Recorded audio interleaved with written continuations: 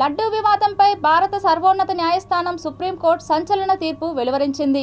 లడ్డూ కల్తీపై సుప్రీంకోర్టులో ప్రారంభమైన విచారణ టీటీడీ తరపున సిద్ధార్థ్ లూథ్రా వాదనలు వినిపించారు. ప్రభుత్వం తరపున ముకుల్ రోహత్గి వాదనలు వినిపించారు. సిట్ సభ్యులపై మాకు ఎలాంటి సందేహాలు లేవని రోహత్గి అభిప్రాయపడ్డారు.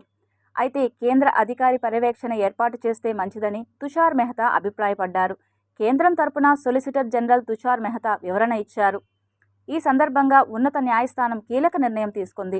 లడ్డూ కల్తీపై కేంద్ర ప్రభుత్వ అధికారి పర్యవేక్షణలో సిట్ దర్యాప్తు జరగాలని జస్టిస్ గవాయ్ అన్నారు. స్వతంత్ర దర్యాప్తు ఉంటేనే రాజకీయ జోక్యం ఉండదని జస్టిస్ గవాయ్ తెలిపారు. స్వతంత్ర దర్యాప్తుపై ఎలాంటి అభ్యంతరం లేదని కపిల్ సిబిల్ పేర్కొన్నారు. దీనిపై స్వతంత్ర దర్యాప్తు అవసరమని అభిప్రాయపడ్డారు.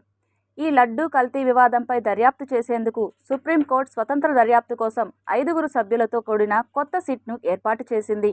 అంటే రాష్ట్ర సిట్ను కోర్టు రద్దు చేసింది.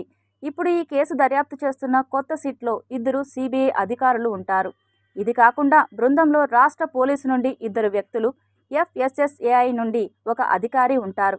ఈ క్రమంలోనే ఈ కేసును నిష్పక్షపాతంగా విచారించాలని కోర్టు స్పష్టం చేసింది. సొలిసిటర్ జనరల్ పాత సిట్పై విశ్వాసం వ్యక్తం చేసినప్పటికీ కోర్టు కొత్త సిట్ను ఏర్పాటు చేసింది.